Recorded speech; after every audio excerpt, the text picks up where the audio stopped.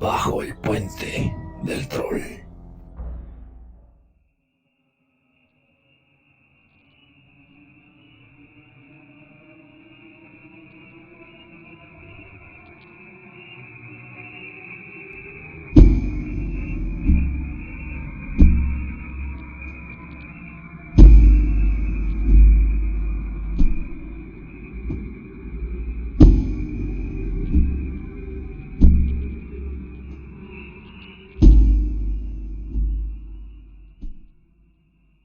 El gran problema con la situación de Jack el Destripador es que casi cualquier narrativa verosímil puede aportar un sospechoso. La ocasión pasada que escucharon este podcast, escucharon algunos de los sospechosos más probables en el caso del Destripador. Pero ¿qué pasa con aquellos sospechosos que quizá no eran tan probables? Como por ejemplo, ¿qué tal les suena este nombre? Joseph Carney Merrick o John Merrick. Exactamente el mismo Joseph Merrick que nació en Leicester, Inglaterra, el 5 de agosto de 1862 y que moriría bajo el nombre mucho más famoso de El Hombre Elefante, también en Londres, el 11 de abril de 1890.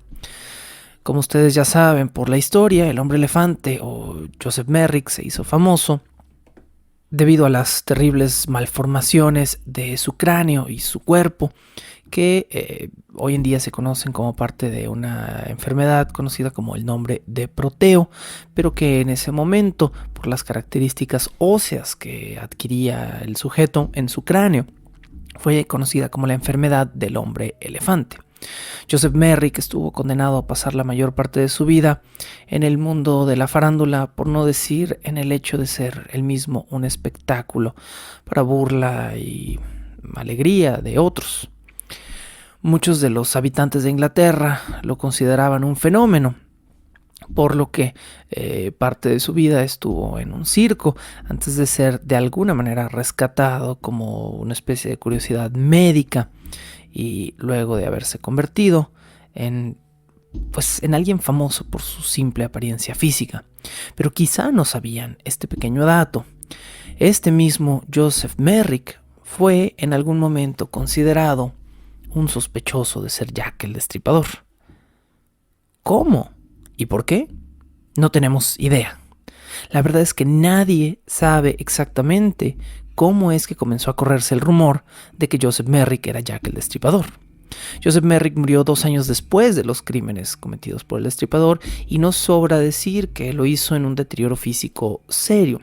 Su cuerpo estaba gravemente deformado a estas alturas y difícilmente pudo haber sido, en años anteriores a su muerte, un violento y ágil asesino escabulléndose por ahí en el East End de Londres para matar mujeres sin más razón.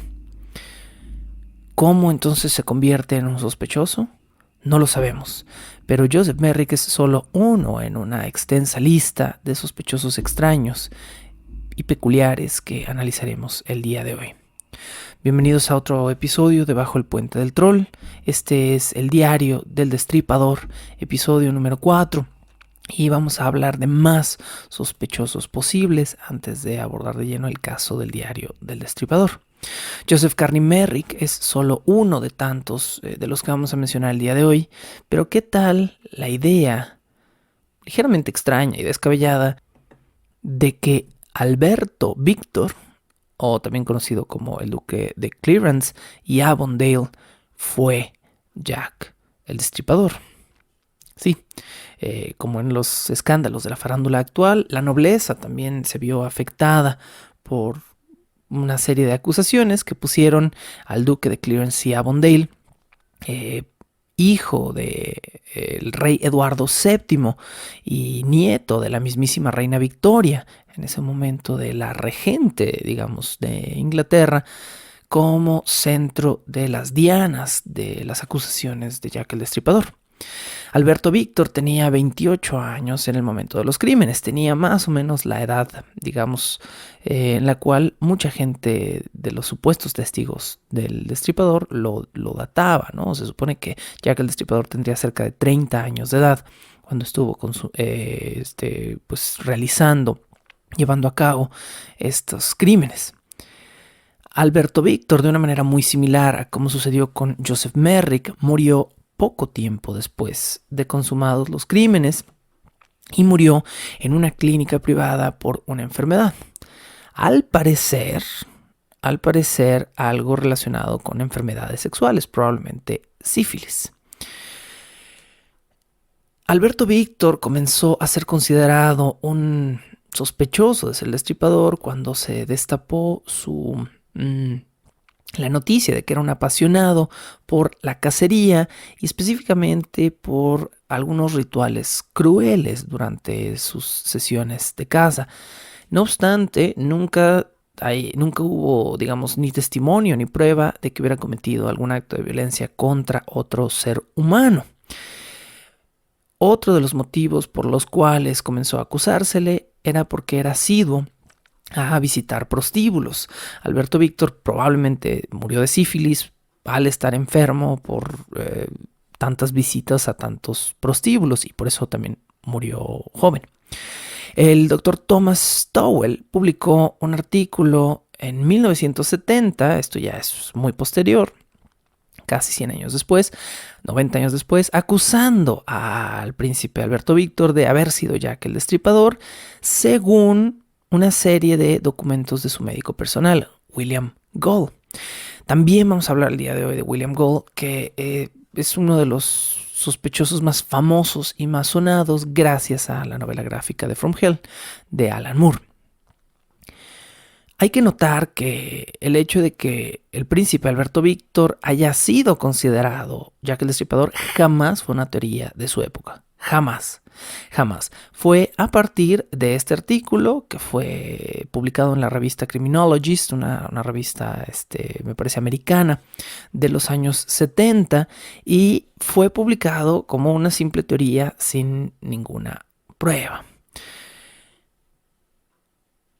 A mediados de los años 80, pero del siglo XIX, es decir, 1885, el príncipe estuvo en algunas travesías marítimas y ya estaba enfermo. Pero se sabe que su enfermedad, que en ningún momento en los archivos, digamos, que hablan del príncipe Alberto Víctor, no se menciona que su enfermedad haya sido específicamente sífilis, pero se cree que fue una enfermedad sexual que además tuvo serias consecuencias en su cerebro. Por lo tanto, pues sífilis, ¿no? Es decir, por lo tanto no nos queda mucha otra opción que eso. Entonces, a mediados de 1880 y 1885, ya estaba enfermo y ya tenía un deterioro, digamos, cerebral, según los registros de su propio médico. Entonces, ¿pudo haber sido que se convirtiera en un asesino de prostitutas del East End de Londres? Bueno, sí, pero también pudo haber sido que no. Es decir, sería un caso aislado en el cual encontráramos evidencia de que un hombre que tiene sífilis se convertía en un asesino serial. Ahora, la sífilis o esta enfermedad sexual que deterioró su cerebro se usó también en este tipo de artículos posteriores ya del siglo XX para justificar su odio hacia su blanco, es decir, hacia prostitutas. Ustedes me hicieron esto, ustedes me enfermaron de alguna manera y entonces yo las voy a aniquilar a todas. Bueno, es una teoría de tantas. Se dice que el joven aristócrata estaba obsesionado por la sangre, específicamente cuando cazaba, específicamente en una serie de cacerías que realizó en Escocia. El príncipe demostró que pues, le gustaba, digamos, desollar y destripar a las víctimas de su fusil. De nuevo, el hecho de que alguien cace y desoye sus propios animales de caza no significa automáticamente que tiene potencial de convertirse en un asesino, pero es parte de las cosas que se citan. De acuerdo con esta versión, el príncipe despellejaba venados y pues esto de alguna forma en los artículos posteriores se comparó con los cortes que sufrían las prostitutas. Tras el bestial asesinato de Catherine Eddowes, la policía secreta detuvo al príncipe Alberto y lo tuvo bajo custodia. Pero el preso escapó a la ley. Cuando digo escapó, yo me imagino que hubo una presión política también aquí, porque no puedes ser el joven más poderoso de toda Inglaterra y no tener una cierta palanca sobre la policía, ¿no? Que de alguna manera trabaja para ti. Pero bueno, logró escapar y durante el lapso en el que está prófugo, digamos, el príncipe Alberto, es cuando muere Mary Jane Kelly. Entonces esto se utilizó como una especie de estrategia para reafirmar esta teoría, ¿no? El príncipe estaba bajo custodia, pero justo en el momento en el que salió, muere otra víctima del destripador y entonces eso de alguna manera lo acusa. Después de la muerte de Mary Jane Kelly, el príncipe Alberto es vuelto a poner bajo custodia, esta vez bajo nuevas y más estrictas medidas de seguridad, pero no en un lugar controlado por la policía, sino en el hospital psiquiátrico de Ascot. A partir de ahí, el cuidado del príncipe le fue encomendado al famoso Sir William Gould, de quien hablaremos en un momento. Y se supone que William Gould realizó un tratamiento tan exitoso en el príncipe que el príncipe se recuperó casi totalmente de la misteriosa enfermedad que tenía y pudo emprender un nuevo viaje en barco, donde pues se situó en otro lugar ya para 1890. No obstante, se supone que el tratamiento mágico y milagroso de Sir William Gould no pudo detener de todo la enfermedad cerebral que sufría el príncipe y eventualmente en 1892 el príncipe Alberto Víctor muere durante un lapso donde también había una epidemia bastante violenta de gripe en Gran Bretaña y todo esto causa un desbalance ahí bastante fuerte en la corona. Pero ¿qué evidencia real tenemos de que el príncipe Alberto Víctor fue Jack el Destripador? Absolutamente ninguna, fuera de un par de fechas en las que circunstancialmente pudo haber participado en los asesinatos, específicamente con Catherine Eddowes y Mary Jane Kelly, cosa que también pudo haber sido verdad con otras 9,000 personas del East End de Londres. Por lo tanto, no se ha encontrado ninguna evidencia de ADN moderna, no se ha encontrado ningún diario misterioso, no se ha encontrado ningún testigo directo que viera al príncipe Alberto Víctor matar o estar con alguna de estas prostitutas. Todo parece ser de alguna manera circunstancial, repito el término porque es el más correcto, a una serie de eventos. Un hombre enfermo con una psique inestable, con una pasión por visitar prostíbulos, que de repente es, digamos, visto en este East End de Londres, uno de los lugares con más prostitutas de todo Londres, y que después comienzan estas muertes y la gente quiere crear una conspiración y entonces seguramente fue el príncipe que visita a las prostitutas quien también las mató. ¿Y cómo se salió de prisión justo cuando mataron a la última de las víctimas de Jack el Destripador? Seguramente fue él, ¿no? Podemos ver formarse de alguna manera el chisme que también consumió la figura del famoso doctor William Whitty Gould. William Whitty Gould es precisamente a quien Alan Moore nombra como el verdadero responsable, el verdadero culpable de ser Jack el Destripador en su famoso From Hell. Pero esto no es original de Alan Moore. Yo sé que mucha gente alaba la investigación de Alan Moore en su From Hell, que sí es muy buena y muy completa. No obstante, no es original.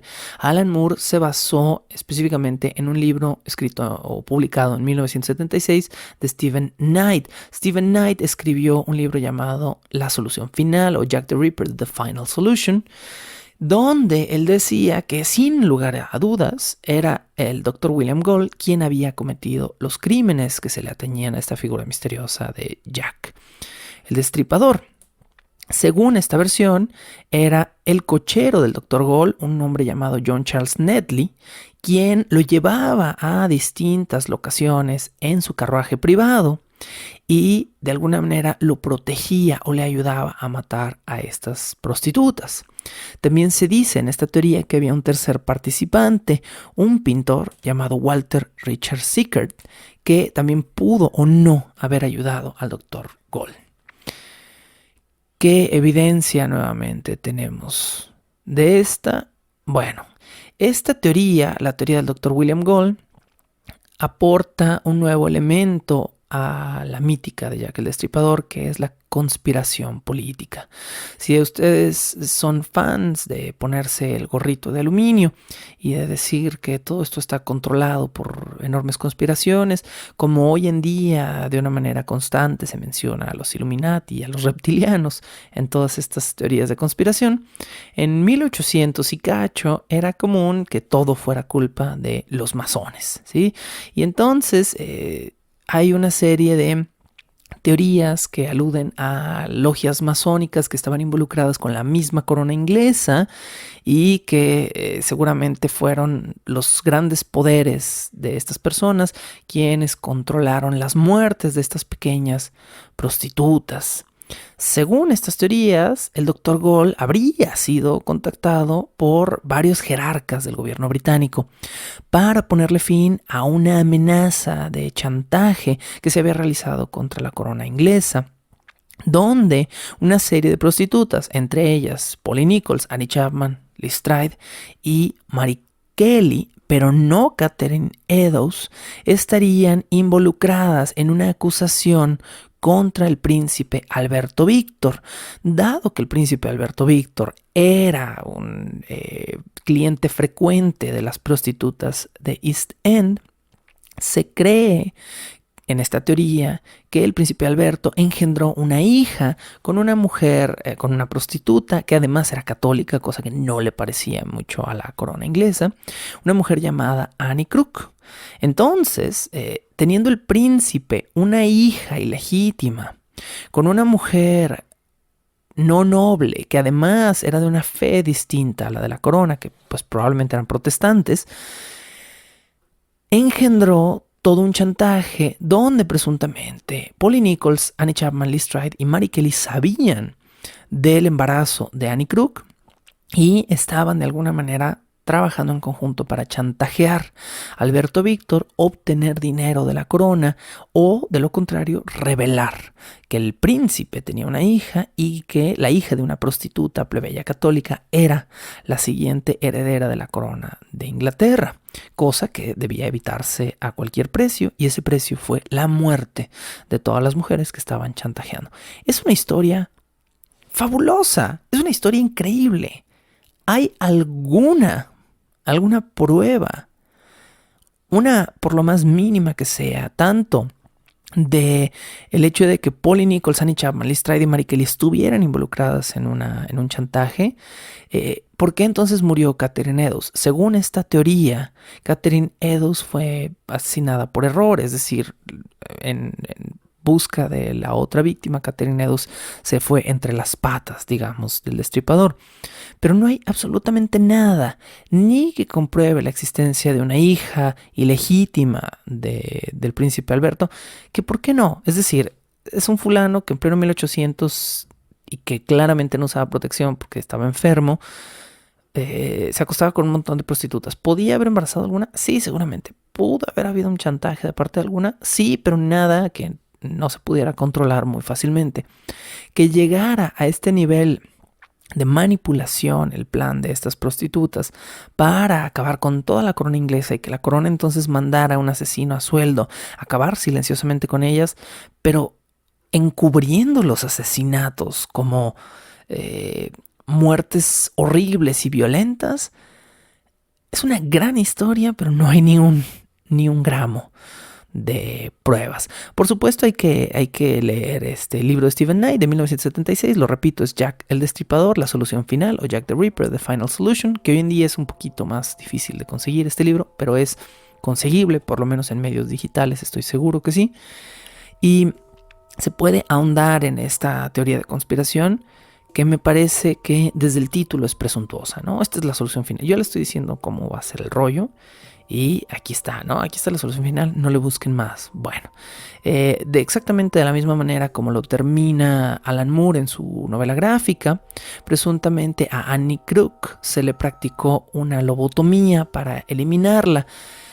¿Por qué no matarla? De nuevo, o sea, si habían asesinado a 5 mujeres, ¿por qué no asesinar a una sexta? Y ya, o sea, y eliminarla. No, ¿por qué tomar a Annie Crook, hacerle una lobotomía, meterla a un hospital psiquiátrico y mantenerla viva, pero simplemente ignorante de que ella era la madre de la siguiente heredera de la corona? ¿Y la niña qué? ¿No? Matar a la niña, criar a la niña como si realmente fuera del príncipe Alberto. Bueno, de nuevo, es una excelente, fascinante historia que Alan Moore finalmente toma y con la cual construye uno de los cómics más aclamados y famosos de la historia de la narrativa gráfica, pero es una teoría llena de huecos, como muchas otras, y pues esta hipótesis pondría al Dr. William Whittigall como el mismísimo Jack el Destripador. Bajo el puente del troll.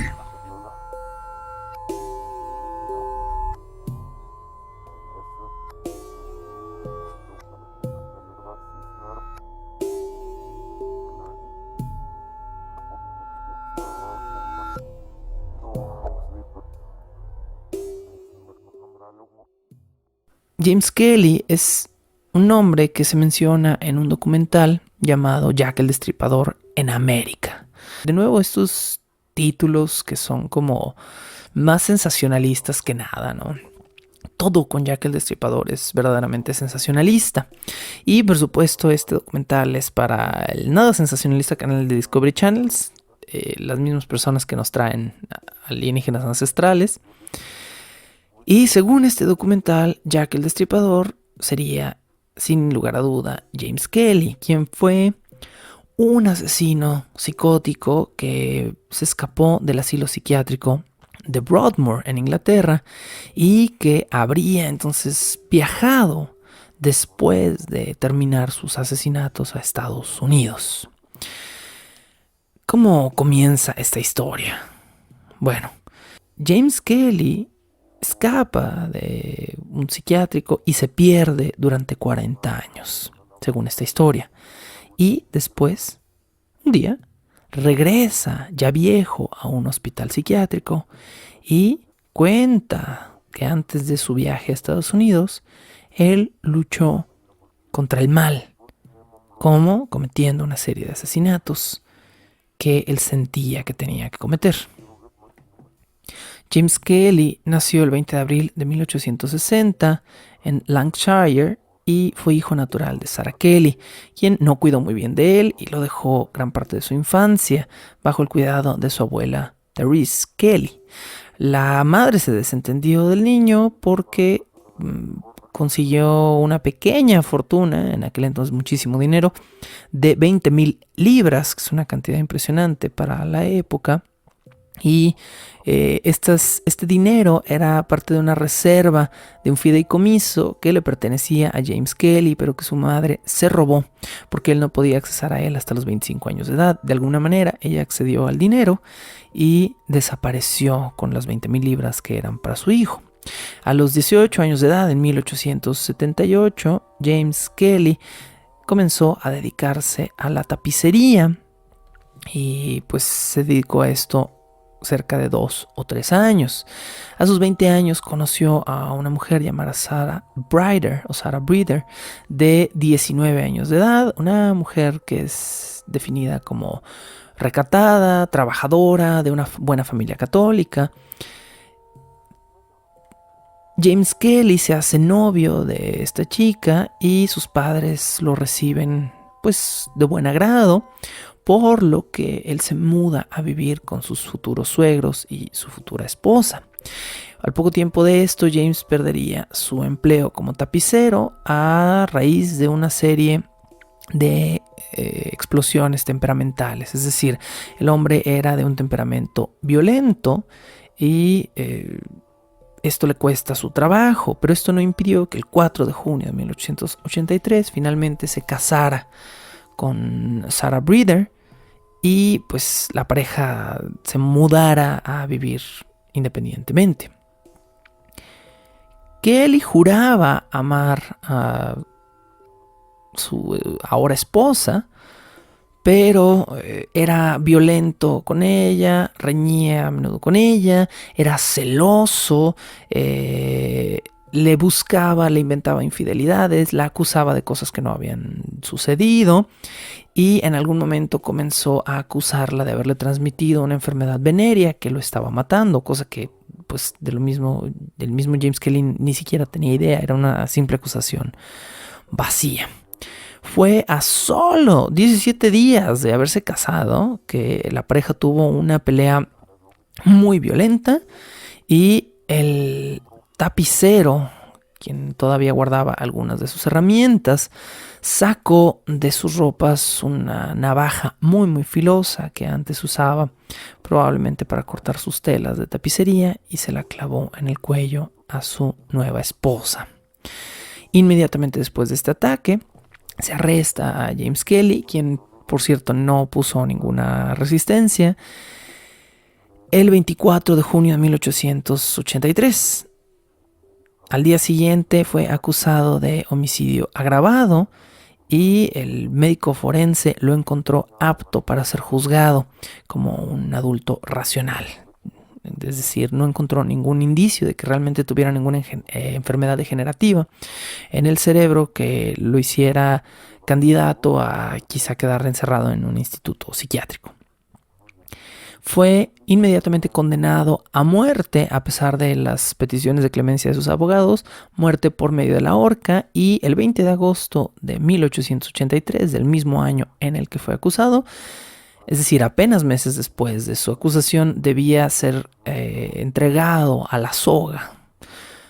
Pero, sorprendentemente, James Kelly jamás puso el cuello dentro del nudo.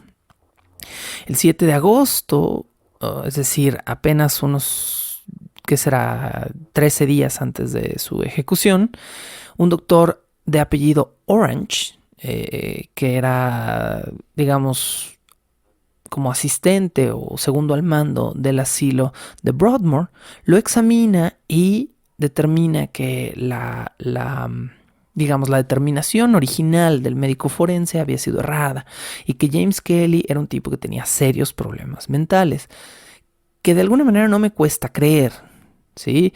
Que quizás se merecía un castigo terrible por lo que hizo, sí, claro.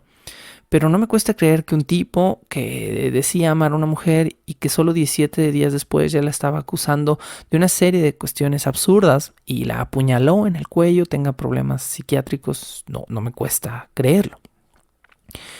Las declaraciones de su anterior jefe, es decir, de quien era su jefe cuando era tapicero, un tal señor Heron, también aportaron, digamos, una serie de anécdotas que contribuyeron a que se cambiara la sentencia de muerte, porque no se le consideraba ahora capaz de lidiar, digamos, psicológicamente con todo lo que esto implicaba. Por lo tanto, James Kelly pasó a cumplir una cadena de confinamiento por tiempo indefinido dentro de las paredes del asilo de Broadmoor. Durante casi 5 años, James Kelly fue un preso modelo, no un preso porque estaba en un psiquiátrico, un interno modelo. Pero esto era, hasta donde sabemos hoy en día, una pequeña farsa para hacer bajar la guardia de sus captores y poco a poco ir urdiendo un plan.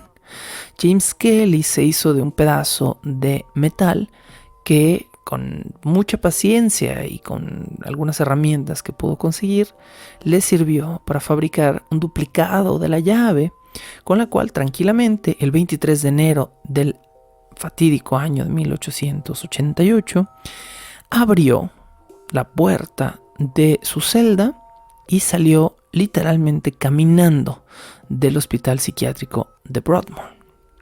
El 10 de noviembre de 1888, o sea, el día después de la muerte de Mary Jane Kelly, se practicó una redada en el domicilio donde se creía que estaba James Kelly, pero no estaba ahí. James Kelly, como les dije al principio de esta historia, estuvo libre por casi 40 años. En 1927, por propia voluntad y tan tranquilo como había salido caminando de ahí, regresó al mismo asilo de Broadmoor, rogando que lo admitieran porque estaba cansado y quería morir cerca de sus viejos amigos. Estas son sus propias palabras. Esta, por supuesto, fue su última reclusión. Solo vivió 2 años más y en 1929 murió a causa de neumonía, según su certificado de defunción. En este lapso escribió algunas memorias que el investigador Ed Norris utilizó para el programa de Discovery Channel que lo acusa de haber sido el destripador. Nuevamente tenemos un lapso de tiempo que coincide y ya. Esto es lo mejor que se pone con los sospechosos del destripador. Así de mala fue la atención al caso en el presente del mismo y así de escasa es la evidencia que tenemos hasta hoy en día, fuera de algunas prendas que se dice pudieron haber pertenecido a los familiares o a las gente cercana a las víctimas del destripador. No tenemos ninguna prueba de ADN de que nadie, absolutamente nadie, ahí está involucrado en estos casos. Bueno, James Kelly es entonces el sospechoso definitivo. ¿Qué tal si les doy algunos otros nombres? Hay un hombre conocido simplemente bajo el mote de Dr. Stanley, que fue un brillante cirujano inglés que había contraído sífilis de la mismísima Mary Jane Kelly y que buscaba venganza de ella. Mató a las prostitutas que lo habían infectado, emigró a Buenos Aires y ahí se estableció hasta 1908, donde en su lecho de muerte un alumno suyo escucharía la terrible confesión de que él fue Jack el Destripador. Y tan increíble como suena esta historia, lo es. ¿Por qué? Porque no es nada creíble. Este famoso alumno, comillas, que reveló esta historia del Dr. Stanley, años después de proponerla, reveló que era parte de una idea de ficción que él había querido escribir como pues una simple novela, una simple narrativa. Y esto se destapó porque sabemos perfectamente que Mary Jane Kelly no tenía sífilis, un gran bache en esta teoría. Mientras más verosímiles suenan las teorías del destripador, parece que están más lejos de ser verdad. ¿Qué tal esta otra? Olga Chekersov, una misteriosa inmigrante rusa cuya hermana había muerto durante un aborto mal practicado. Olga, a causa de este aborto mal practicado, se desahogaba matando prostitutas y fue la primera mujer sospechosa en el caso del destripador y fue propuesta por el mismísimo inspector Aberline tras la muerte de Mary Jane Kelly, porque recordemos que después de la muerte de Mary Jane Kelly, alguien jura haber visto a la mañana siguiente de la muerte de Kelly, cerca de las 8 o 9 de la mañana, a una mujer que no tenía la misma complexión que Mary Jane Kelly, que era mucho más grande y fuerte, pero vestida dentro de un bar cerca de su casa, donde había muerto, utilizando exactamente la misma ropa con la que la habían visto la noche anterior. Esto destapa la famosa teoría de Olga Chekersov, la Jane the Ripper, quien es una más en esta lista de sospechosos. ¿Qué tal la historia de la partera enfermera? Esta es una teoría que propuso el mismísimo Sir Arthur Conan Doyle, es decir, el creador de Sherlock Holmes, sobre un hombre, pero disfrazado de mujer o de enfermera, que no fuera notado por la policía y que anduviera por ahí en drag, asesinando a prostitutas. La idea de la partera o de la enfermera que realiza abortos comienza a volverse bastante tenue cuando nos damos cuenta de que ninguna de las víctimas estaba embarazada. ¿Por qué estarían todas estas prostitutas llamando a una partera cuando ninguna la necesitaba? La teoría después fue tomada y convertida en otra teoría llamada la teoría de Mary Pierce, una supuesta mujer que había asesinado a la esposa de su amante y al hijo ilegítimo que había tenido con ella, y que se vengaba ahora asesinando mujeres que alejaban a sus maridos de sus casas. Ok, ahí está. Mientras más verosímil e interesante suena la teoría, más absurda es. ¿Qué tal una más? La del doctor Alexander Pedachenko. El doctor Alexander Pedachenko es el centro de una compleja teoría que involucra a un doctor, a su hermana y a su mejor amigo, un hombre que solo conocemos como Levitsky, quienes se supone que conspiraron junto con una costurera apellidada Winberg para crear un grupo secreto que mataba prostitutas por orden de la Okhrana, la mismísima policía secreta rusa, con el simple fin de hacer ver a la policía inglesa como una serie de inútiles y elevar a la Okhrana rusa, es decir, a la policía secreta rusa, por encima de la inglesa, nada más por orgullo. Les diría que estas cosas no se pueden inventar, pero probablemente las últimas 4 o 5 teorías que les acabo de platicar, todas son inventos de gente muy creativa. Y hay más que son demasiado pequeñas para dedicarles demasiado tiempo. Existe la teoría de que 3 marinos portugueses eran Jack, el destripador. Existe, por supuesto, la teoría de Severin Klosowski, quien ya hablamos previamente y que mató a su esposa. Existen teorías de barberos y carniceros y judíos y polacos y americanos que fueron Jack el Destripador.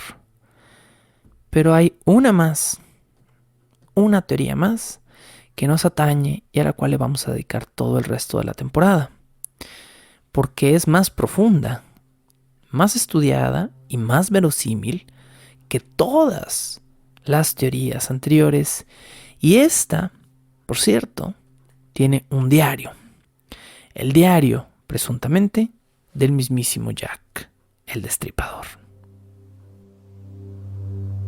Bajo el puente del troll.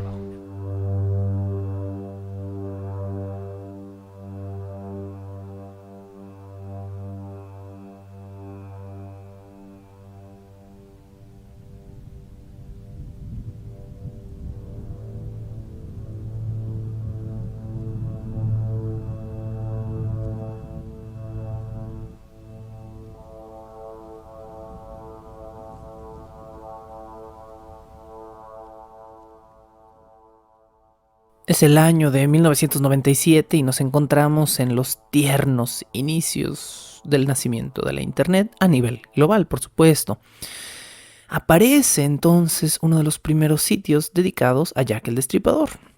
Y como hacen muchos sitios modernos, este sitio lanza una encuesta abierta a todos los fanáticos del caso y riperólogos del mundo para que coloquen su sospechoso más probable en una lista y ver quién es el sospechoso que la gente cree es el verdadero destripador. El caso de Jack el Destripador es la mezcla perfecta de violencia y errores que, siendo realistas, como se los he mencionado más de una vez, jamás va a tener una respuesta, pues no hay nada que analizar con medicina forense moderna. Y aún así, los famosos riperólogos no se rinden y dedican todo su tiempo libre, e incluso tiempo pagado, a investigar cosas sobre Jack el Destripador. Y aquí estamos nosotros. Fueron precisamente estos riperólogos quienes, luego de la votación masiva que se hizo en este sitio de internet, colocaron una lista que contenía 29 nombres con posibles sospechosos de Jack el Destripador. El nombre que aparecía en número 1 en esta lista fue un nombre que jamás se había mencionado antes en una lista similar. James Maybrick. James Maybrick era el nombre de un vendedor de algodón cuya esposa había pasado 15 años en prisión, presuntamente por haberlo asesinado a él. ¿Cómo es que ahora él era Jack el Destripador? Alguien, al poco tiempo de esto, dijo haber tenido en su posesión un diario que pertenecía a Jack el Destripador. Y este diario había sido escrito por James Maybrick. En septiembre de 1993, el periódico Sunday Times publicó una nota que cubría toda la primera plana. Y la primera palabra del titular era falso, escrito en letras enormes. Al parecer, un año antes, efectivamente, en 1992, se había descubierto un documento que hoy en día se conocía como el diario de Jack el Destripador, que en realidad, más que ser un diario, eran una serie de confesiones desordenadas, una especie de fluir de conciencia, sin fechas, presuntamente escritas por James Maybrick, un vendedor de algodón que había vivido en Liverpool y que había muerto en 1889. Perfecto, justo un año después de que habían terminado los asesinatos del Destripador. ¿Cómo había muerto? Envenenado por arsénico por su joven y bella esposa, Florence, una mujer 30 años menor que él, que pasaría 15 años de su vida pagando por la muerte de su marido hasta que se le eximiera por ella. Esta nota publicada en el Sunday Times aludía también a un reloj de bolsillo del siglo XIX grabado a mano en su interior, o en la parte interior de su tapa más bien, con la frase J. Maybrick, I am Jack, o J. Maybrick, soy Jack, seguida de 5 pares de iniciales que se correspondían exactamente con las iniciales de las víctimas del Destripador, Mary Kelly, etcétera, etcétera. Bueno, en su momento, este diario causó el revuelo que probablemente provocó entre 1992 y 1997 que en esa década el nombre de James Maybrick brincara al lugar número 1 de los sospechosos de ser Jack el Destripador. El consenso fue que el diario verdaderamente estaba escrito en papel de finales del siglo XIX y con una tinta que bien pudo haber sido producida en la época en la que el diario decía estar escrito. Pero existe más evidencia más allá, como en todos los casos que hemos estado analizando. La respuesta esta vez, afortunadamente, es sí. Pero tenemos que ponerla bajo una lupa enorme para poder hacerle justicia. Y es aquí donde comienza la historia de James Maybrick. Pero a diferencia de otras historias, no podemos comenzar con su nació y vivió. No. Me gustaría mejor llevarlos a 1889, el día en el que 3 médicos se reunieron en Highbury, un suburbio pequeño de Liverpool, con un motivo un poquito mórbido, el de exhumar el cadáver de un hombre de unos 50 años de edad, quien había muerto bajo el nombre de James Maybrick, presuntamente asesinado, envenenado por su viuda Florence Flory Maybrick, quien estaba pagando una larga condena en prisión por haber matado a su marido luego de una serie de rápidos y duros juicios que la acusaron en la corte británica. Apenas 6 meses antes de la muerte de James Maverick, un fulano llamado Thomas Boyer iba tranquilamente de camino a casa de una mujer llamada, sí, Mary Jane Kelly, ya lo dijimos, a cobrar la renta. Esta historia ya la conocen. Boyer encontró el cuerpo destrozado de Mary Jane Kelly en su pequeña cama de su pequeña habitación, con los pechos y el rostro mutilados, así como con el resto de su cuerpo. El cuarto entero bañado en sangre. Hay una anotación en el presunto diario de James Maverick que incluye el nombre de Mary Jane y que hace una descripción bastante precisa y detallada de cómo estaba el cuerpo. Pero además hay una comparación oscura en este diario. Mary Jane era físicamente parecida, muy parecida, a Florrie Maverick, tanto en cuerpo como en cabello, como en edad. 102 años después de esto, estamos ahora en el año de 1992, aparece entonces el viejo y maltratado cuaderno que cae en manos de una muy interesada autora llamada Shirley Harrison. Este artefacto casi místico, que más que de nuevo ser un diario, se parece más a una vieja libreta de pasta dura, pero como si hubiera sido un libro, porque tenía un lomo espinado, es decir, tenía estas cosas que tienen los libros viejos, que cuando ustedes los ven en el librero, el lomo del libro tiene una serie de protuberancias como topecitos, eso se le llama espinado. Y alguien a filo de cuchillo le ha cortado las primeras 64 páginas a este libro, que a lo mejor contuvieron notas o fotografías, pero que hoy en día se han perdido para siempre. Luego del tramo arrancado, Shirley Harrison describe 63 páginas escritas a mano en una caligrafía cambiante y apresurada. Al final de estas 63 caóticas páginas llenas de pistas, rimas sádicas, juegos de palabras y bromas que están de alguna manera vinculadas con todas y cada una de las posibles evidencias del caso del Destripador, el trabajo estaba cerrado con una firma que sorprendió a todos en 1992, Jack el Destripador. ¿De dónde diantres salió este cuaderno? Que ahora el dueño actual de nombre misterioso guarda junto con otros objetos como el famoso reloj en una caja de banco fuertemente cuidada. Bueno, la historia que comienza con este cierre de capítulo es confusa, está llena de giros y por momentos nos hace seriamente dudar de su veracidad, pero nos da una perspectiva distinta de cómo creemos que se forja la idea de un sospechoso en el caso de Jack el Destripador.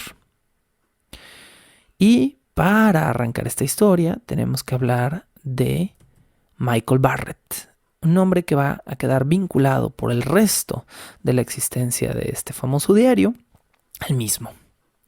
Michael Barrett era un recolector de chatarra que vivió toda su vida sin eventos especiales en Liverpool y quien, tras sufrir un accidente de trabajo, no pudo volver a laborar. Y como fue un accidente de trabajo, digamos, remunerado, queda pensionado. Cuando Michael Barrett tiene 38 años de edad, esto es en 1990, un amigo suyo, quien atiende un bar cercano a la casa de Barrett, un bar que el mismo Barrett frecuentaba, un fulano llamado Tony Devereux, escríbase Devereux, un tipo de 67 años de edad, le regala a Michael Barrett un diario que no está vacío, un diario totalmente escrito, con páginas arrancadas, que según Tony Devereux, llevaba años como siendo pasado en su familia y nadie había sabido qué hacer con él. Según la versión original de Michael Barrett quería ser escritor y su amigo Tony, cuyo bar frecuentaba muy a menudo, le regaló el diario como fuente de inspiración para que contara una historia, pero Tony Devereaux le aseguró a Michael Barrett que el diario era un juego, era totalmente falso. También, según esta versión, porque hay más de una versión, Tony Devereaux murió al poco tiempo de una fractura de cadera y jamás cobró por el diario, jamás le pidió nada a cambio a Michael Barnett. Michael Barnett a partir de ese momento se obsesiona terriblemente con el libro. Y dije Barnett, es Barrett, perdón.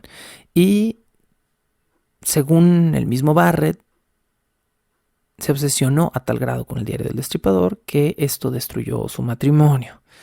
Les estoy reiterando que esta es la versión original, la primera versión de lo que sucedió con el diario de Michael Barrett. Muchos años después, durante una de las tantas investigaciones del diario, porque ha habido bastantes, la versión de Michael va a cambiar a una nueva historia donde entonces queda involucrada su esposa, que ahora es su ex esposa. Creo que ahora incluso Michael Barrett está muerto, pero no sé. Bueno, Anne Barrett, antes Anne Graham, dice entonces en esta nueva versión que no, que ella era la dueña original del cuaderno.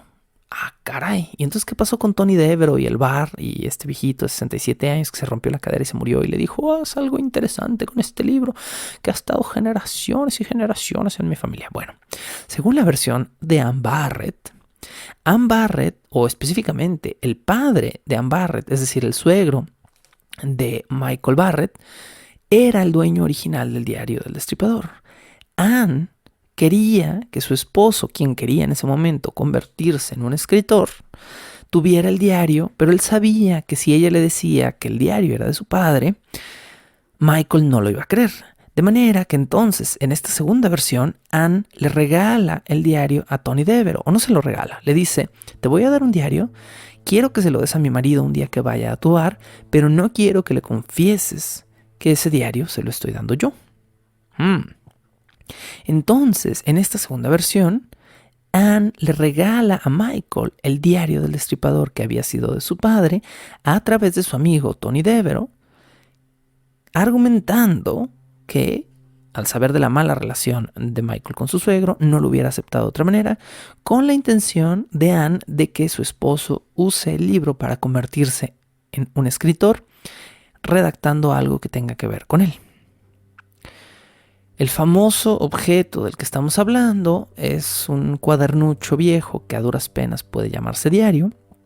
30 páginas escritas a mano, 64, bueno, son más bien al revés, 64 páginas escritas a mano que se vuelcan eventualmente en unas 30 páginas ya redactadas, digamos, en letra de molde, pues en computadora, mecanografiadas, y que en realidad, si no conocemos el caso del Destripador, no hacen sentido.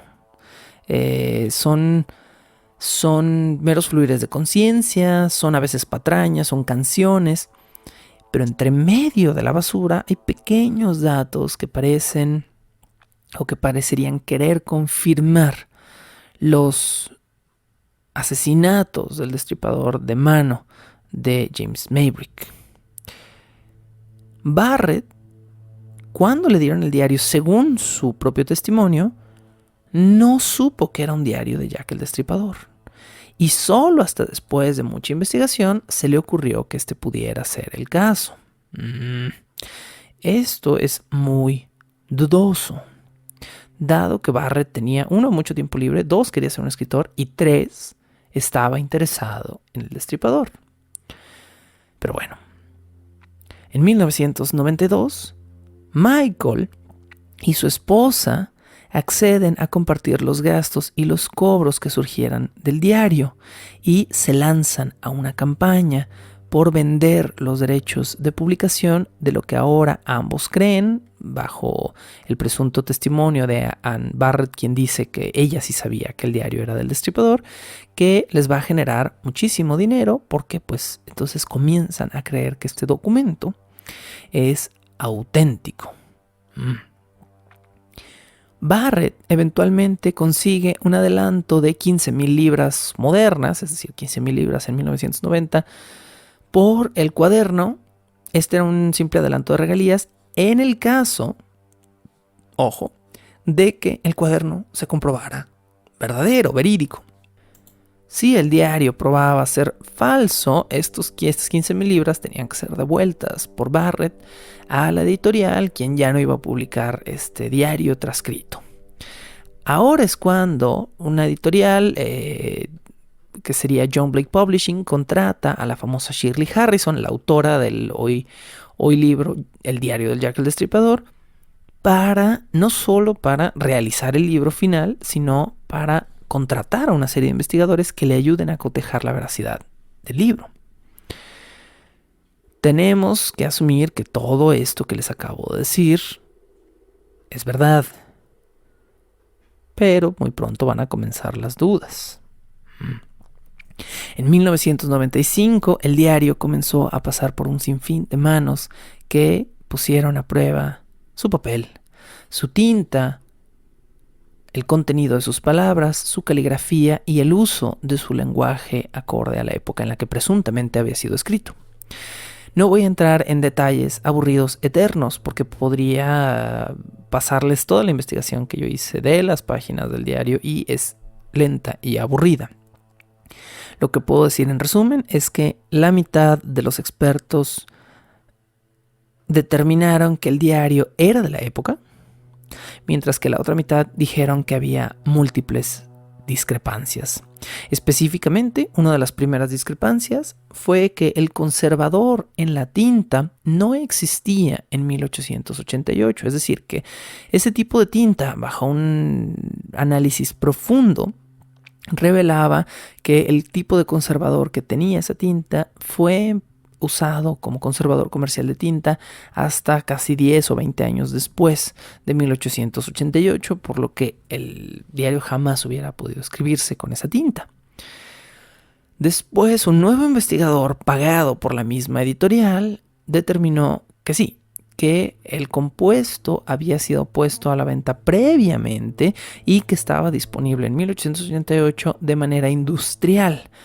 Lo que, por el hecho de existir, no significaba que no fuera posible que hubiera sido usado en el diario.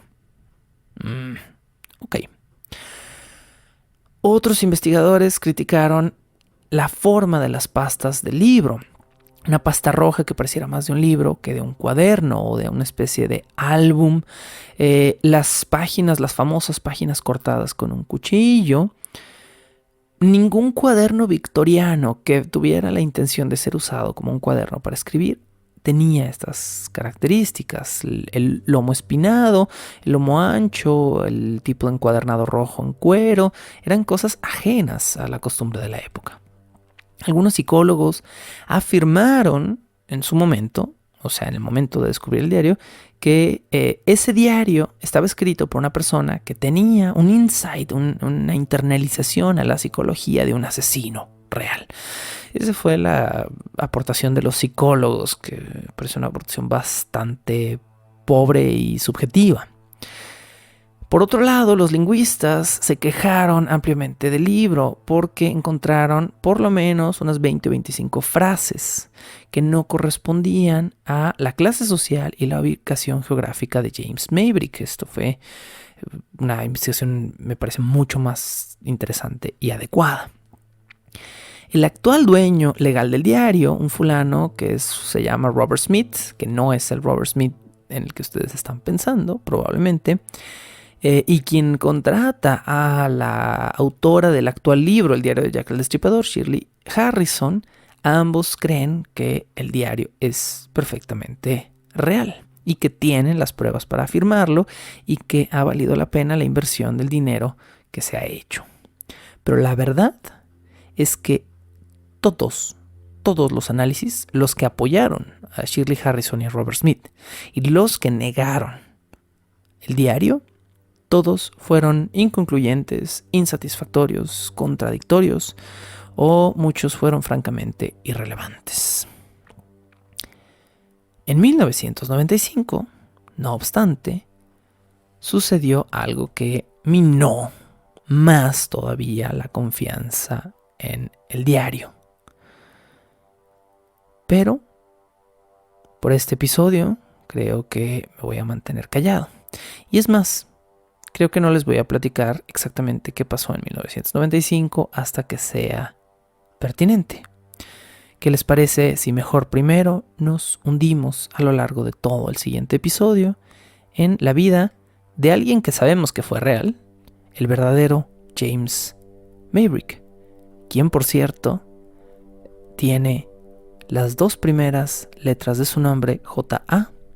y las dos últimas formando la palabra Jack. James Maverick Jack. Con esto los dejo hasta la siguiente semana, en la cual continuaremos hablando del diario de Jack el Destripador. ¿Quién fue James Maverick? ¿Qué hacía? ¿Cómo conoció a su joven esposa? ¿Y qué misterios existían detrás del verdadero James Maverick que lo llevaron en pleno siglo XX a convertirse en el sospechoso más probable a ser el verdadero Jack el Destripador? Esto fue Bajo el Puente del Troll y, como siempre les digo, de todo corazón, es un honor ser escuchado por ustedes. La locución, la producción y la música original de este programa son creadas por Sergio Vicencio. Ve a patreon.com/Sergio Vicencio y apoya este podcast para obtener horas de contenido adicional. ¿Quieres comisionar cápsulas, episodios o incluso temporadas completas o comprar contenido digital de Bajo el Puente del Troll? Ve a coffee.com/Sergio Vicencio y encárgate de decirme qué hacer. Es coffee, ko-fi.com/Sergio Vicencio. Búscame como @recuadro_blanco en Twitter e Instagram o como Sergio Vicencio en YouTube para darme tu opinión sobre este podcast.